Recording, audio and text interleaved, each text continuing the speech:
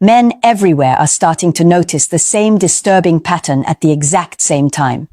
It doesn't matter if he's 28 or 58, divorced or never married, the stories are identical. The same double standards, the same emotional manipulation, the same pressure to give more while receiving less. And the most unsettling part? None of these men talk to each other, yet they're waking up to the same truth. Something in modern dating has shifted, and not in their favor. If you've ever felt blamed for emotions you didn't cause, judged by standards she didn't meet, or punished for simply wanting respect, you're not imagining it. You're finally seeing it. And once you hear the real reason behind this shift, you'll understand why so many men are choosing clarity over chaos and peace over partnership. Men across generations are waking up at the same time, and the most unsettling part is this. None of them coordinated it. They didn't sit in the same room, share the same friends, or live the same lives. Yet somehow, they're arriving at the exact same realization. And I'm telling you this as a woman who understands exactly why. For years, men were conditioned to stay silent, to swallow discomfort, to never question a woman's narrative. You were taught that being confused was normal, that feeling blamed was part of being a man, that if a relationship felt unbalanced, you were simply supposed to try harder. But something shifted. For the first time, men are comparing notes. You're listening to other men's stories, and you're hearing your own life echo back at you. You're realizing that what you went through wasn't random, and it wasn't just your ex. The patterns are too similar, too consistent, too widespread to be coincidence. What changed? Evidence. Phones started catching what words couldn't. Screenshots replaced he said, she said. Recordings exposed the gap between behavior and accusation. And the truth that men were always shamed for suspecting suddenly became undeniable. Videos of men staying calm while being labeled aggressive. Clips of arguments where his voice never rises, yet he's accused of yelling. Stories that used to make men doubt themselves now make perfect sense when seen side by side. This awakening isn't fueled by hatred.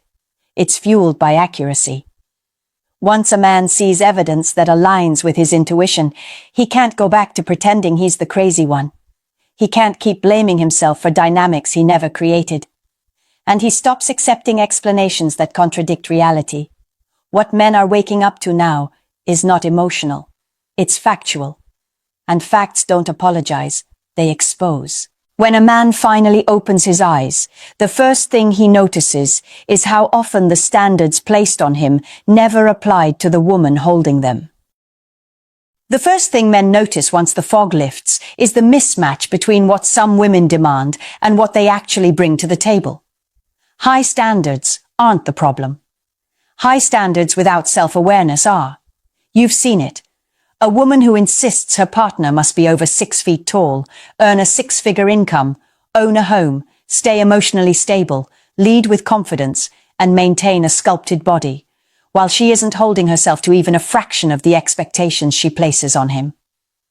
And here's the uncomfortable truth most won't admit. A lot of modern entitlement is manufactured. Social media inflated the perception of value for many women who never had to build it. Their friend groups reinforce it too, echoing the same empty line, "You deserve more." Not once asking, "More than what you're offering?" Because that part gets conveniently skipped. This entitlement doesn't just show up in what she wants, it shows up in how she treats what she gets. A man plans a thoughtful date. She calls it bare minimum. He puts in effort. She labels it not enough. He tries to be considerate. She nitpicks every detail until nothing feels right. That's not high standards. That's someone accustomed to taking without calculating what it costs. Body positivity becomes the shield that keeps her from accountability. She can change drastically, physically or emotionally, and still expect him to pretend nothing is different, while calling him shallow if he notices. Meanwhile, her own preferences remain untouched and unquestioned. The early signs are always there. She talks endlessly about her type, but never about her values. She treats her requirements as universal truths, and your effort as something she's automatically entitled to. When a woman's expectations soar while her contribution stays flat, she isn't looking for a partner. She's searching for a provider she can critique without ever having to match. Once entitlement sets the stage, emotional chaos becomes the script. This is where a man realizes that in certain dynamics, feelings don't just influence the truth, they replace it. You've probably seen it. She's sad, so it must be your fault. She's anxious, so you must not be supportive enough. She's bored, so you must not be exciting enough. The pattern is simple. Whatever she feels, you caused. And once that belief takes root, she never has to look inward. This is where manipulation hides behind emotional language. She throws something in an argument, and suddenly it's because you made her feel unsafe. She breaks something out of anger, and the excuse becomes, I was overwhelmed. She cheats, and somehow the twist arrives. Your emotional neglect pushed me away. Every destructive action is reframed as a reaction to you. For some women, accountability is something they learned to avoid since childhood. Tears soften consequences. Emotional collapse redirects blame. And because feelings can't be disproven, they become the perfect shield. You can't argue with, I just felt like, and that's exactly why it's used. The rewriting of history comes next.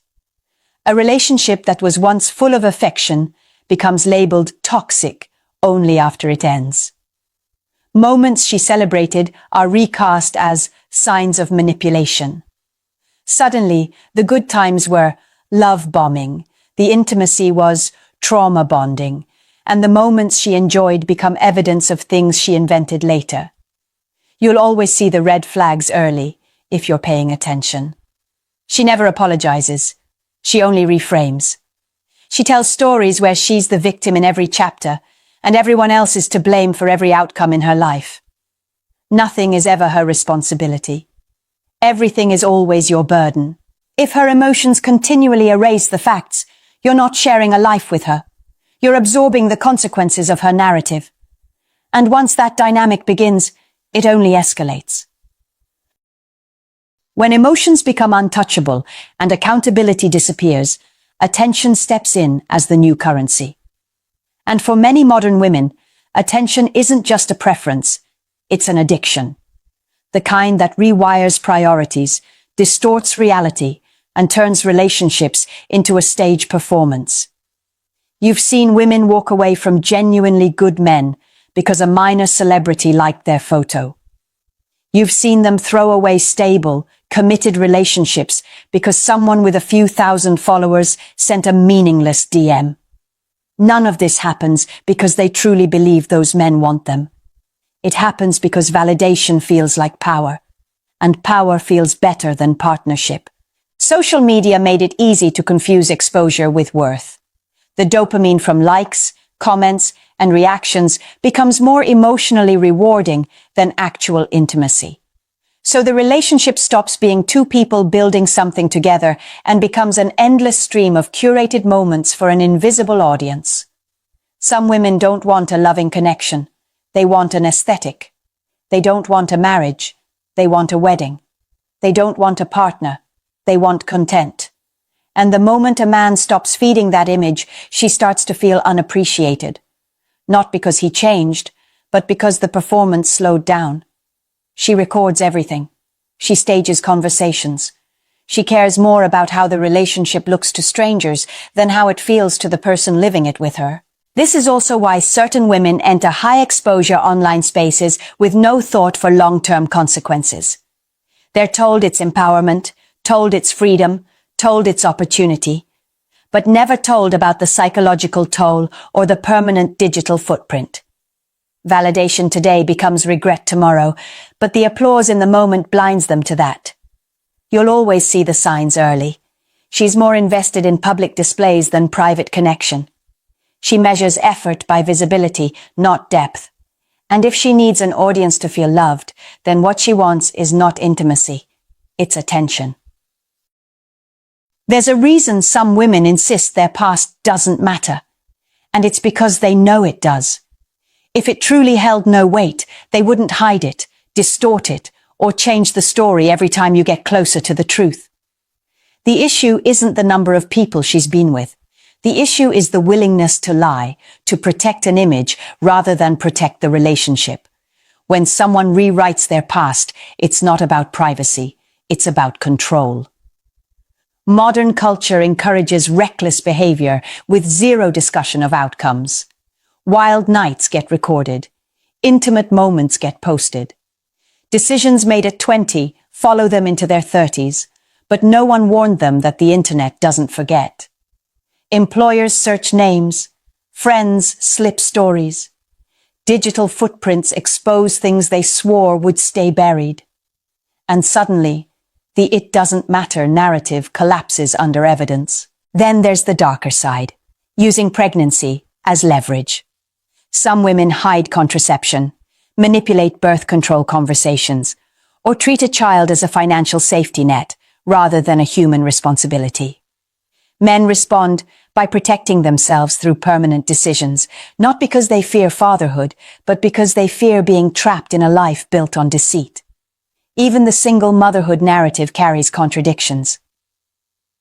"I don't need a man" sounds empowering until it's followed by "real men step up." Independence gets preached, dependence gets expected. And when a man questions the inconsistency, he's labeled judgmental. You'll always feel the red flags in how she talks about her past. She dodges direct questions. She reshapes details. She accuses you of being controlling for wanting clarity. But clarity isn't control. It's the foundation of trust. And if she manipulates her history today, she'll manipulate her future with you tomorrow. You're not evaluating her past to shame her. You're evaluating whether you can build a stable life with someone who isn't honest about it. Modern dating has quietly shifted from connection to consumption, and many men don't see it until they're already drained. A growing number of women are being encouraged to take as much as you can before offering anything in return. Not taught how to build partnership, but how to maximize benefits. Entire online spaces exist to coach women on extracting gifts, dinners, trips, and financial support without ever giving emotional effort back. It's presented as empowerment, but underneath, it's exploitation. You'll see it in the gold digger ideology disguised as self-worth. She expects a man to cover every bill from day one, not because she values commitment, but because she's been told that a man's wallet is the proof of his intentions. Some women even maintain rosters. One man pays the phone bill, another handles her car payment, another covers rent. None of these men are partners. They're utilities she cycles through when she needs something. And the cruelty becomes especially sharp with lonely men. She'll match with someone she has zero interest in, just for the meal. She'll message him when she's bored, disappear when she's entertained, and return only when she needs attention to hold her over until the next option. Mixed signals aren't accidents. They're strategies designed to keep the benefits flowing. This happens because hypergamy has been misinterpreted as entitlement. Instead of seeking a man they admire, some women chase the highest bidder while offering the least. They view love as a marketplace where their time is the product and men are competing buyers.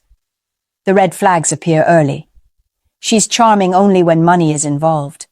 She talks endlessly about what she deserves, but never mentions responsibility.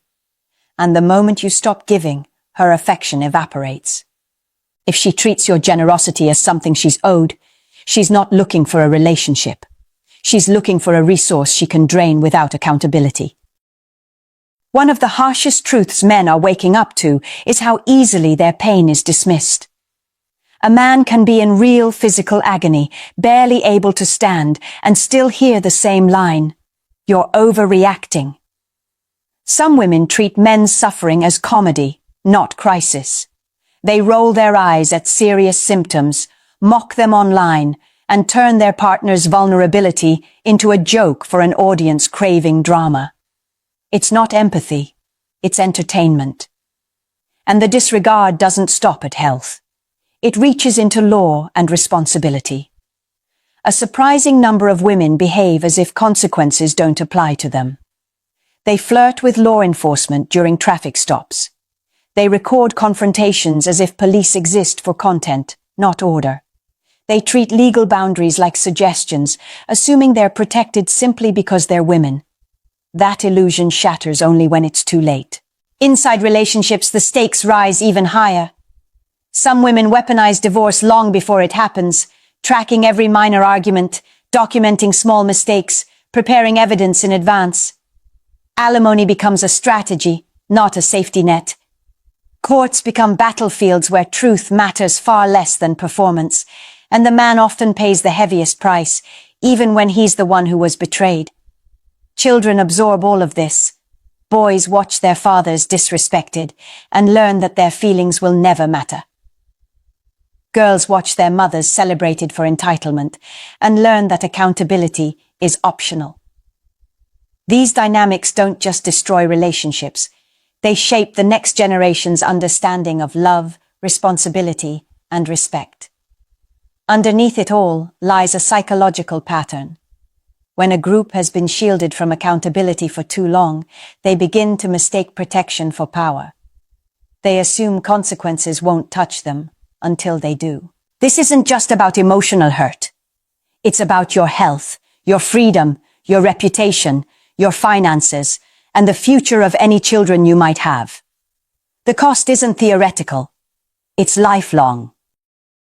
The biggest misconception today is that men are withdrawing from relationships because they're weak or afraid. The truth is far simpler. They've finally run the numbers, and the math doesn't lie. Men aren't stepping back because they dislike women. They're stepping back because they've seen what happens to men who ignore the warning signs. They've watched good husbands lose everything in divorce. They've watched fathers pushed out of their children's lives. They've seen false accusations ruin reputations overnight, with no path to clear their name. They've learned, painfully, that doing everything right doesn't guarantee protection. At the same time, the dating landscape shifted in ways few want to acknowledge. Many women spent their peak years chasing the top fraction of men. Men who were never going to commit, never going to invest, never going to choose them. Meanwhile, the good men who would have built stable families were overlooked, dismissed as too boring, too ordinary, too available. Only when reality hits, often around their mid-30s, do some women start asking, "Where are all the good men?" But by then, those men have moved on. And they didn't move on to bitterness. They moved on to peace. Men discovered they could build fulfilling lives without tying themselves to someone who treats love like leverage. They focused on their health, their careers, their friendships, and their goals. They found satisfaction in stability, not chaos. Happiness stopped being something they begged for from a partner who resented giving it. That's what scares society. Not that men can't get relationships, but that men finally realize they don't have to accept suffering for the privilege of having one. Peace became more valuable than proximity to drama. Stability became more attractive than romance built on volatility. Men aren't struggling to find women. They're choosing not to suffer. If a man still wants a relationship in today's landscape, he can't rely on instincts alone. The rules have changed, and pretending they haven't is how good men keep getting blindsided. The first shift is internal.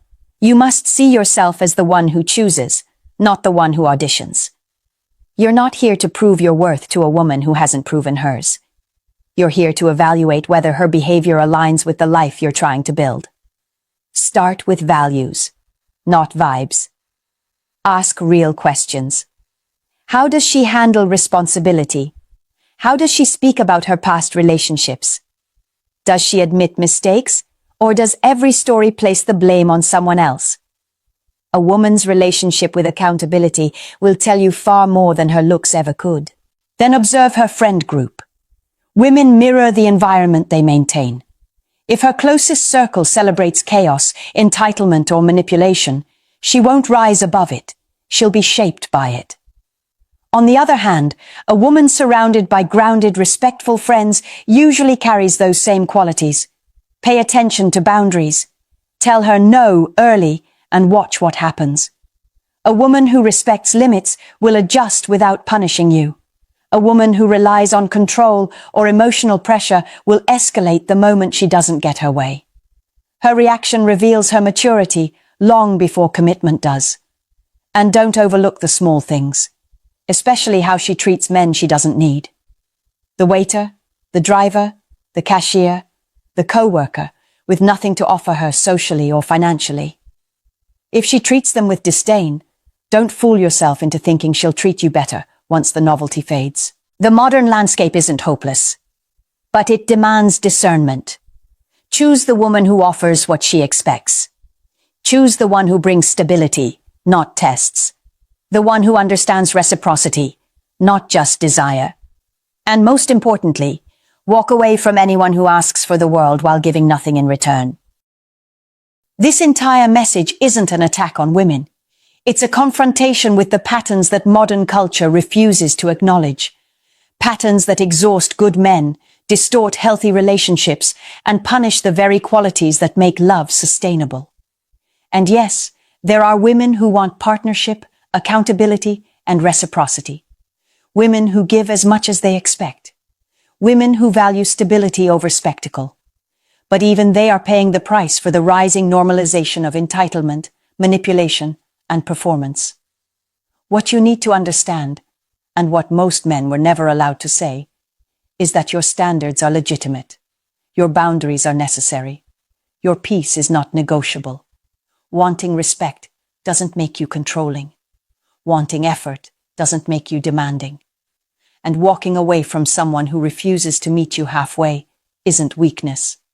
It's self-preservation. The loneliness crisis isn't about men being unable to find partners. It's about men refusing to sacrifice their sanity, their stability, and their self-respect for relationships built on imbalance.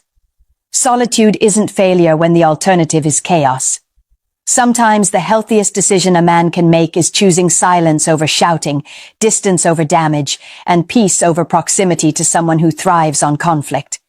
And if no one else is willing to say this, I will.